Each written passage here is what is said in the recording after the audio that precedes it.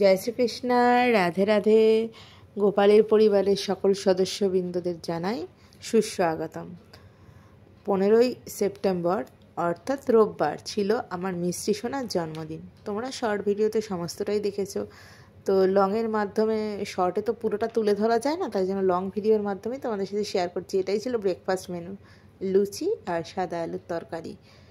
আর তারপরে আমি তো রান্নাবান্নায় চলে যাই এবং স্নানের সময় ওদেরকে 5 পাতার ডাল দিয়ে স্নান করাই। তোমরা জানো যার যখন জন্মদিন আসে, কারণ আমার শ্বশুরবাড়ির নিয়ম অনুযায়ী 5 পাতার ডাল এবং সোনার রূপো এইগুলো দিয়ে স্নান করানোটাই রীতি।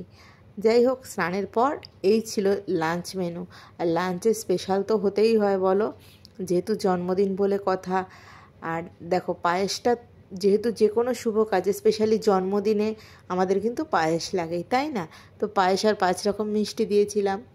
আর ওই যে দেখছো মিষ্টি সোনার সামনে জামা দুটো রাখা, সেই জামা দুটো কিন্তু আমার মিষ্টি সোনা গিফট পেয়েছে। রানী কালারের উপর যেটা আমি হ্যান্ড পেন্ট করা, সেটা আমি করে দিয়েছি। আর একটা ড্রেস, সেটা ওদের দিদার কাছ থেকে পেয়েছে।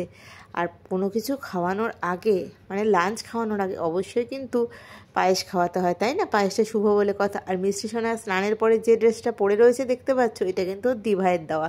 তোমরা তো সকলেই এতদিনে জেনে গেছো যে ওদের দিভাই পকেট মানি জমি ওদের জন্যই জিনিস কেনে। সমস্ত প্ল্যান অনেক দিন আগে থেকে করা থাকে।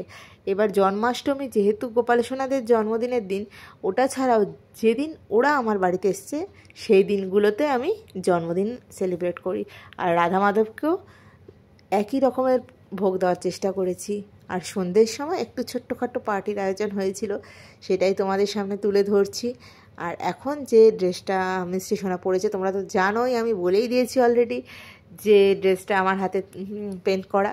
আর যে কেকটা দেখছো, এটাও কিন্তু দিভাইয়ের আনা। আর এই যে দেখছো এক থালা বিস্কিট, চকলেট, সমস্ত কিছু কিন্তু ওদের দিভাই এনে দিয়েছে। দিভাই যে ওদের ভীষণ ভালোবাসে, তাই সমস্ত পকেট মানি দিয়ে, যেখানে বাচ্চারা নিজেদের জন্য জিনিস কিনতে ভালোবাসে, সেখানে ওদের দিভাই কিন্তু ওদের জন্য জিনিস কিনতে ভালোবাসে এবং পকেট মানির পুরোটাই ওদের পিছনেই ও খরচ করে এবং ভালোবাসে, সেটা ভালোবেসে করে। আর বার্থডে ক্যাপগুলো তো দেখতেই পাচ্ছ, যেহেতু মিহি সোনা ওরই জুড়িদার, তাই ওকে পড়ানো হয়েছে। আর বাকিদের তো মানে সত্যি কথা বলতে বার্থডে ক্যাপ পাওয়া পসিবল নয়, সেই জন্য ওদেরকে আর পড়ানো হয়নি। আর যেহেতু 1 বছরের বার্থডে, তাই জন্য 1 লেখা ক্যান্ডেল জ্বালানো হয়েছে। আর যে প্লেটটায় দেখছো চকলেটটা সাজিয়ে রেখেছি, সেটা ওদের জেম্মা ওদের জন্মাষ্টমীতে দিয়েছিল।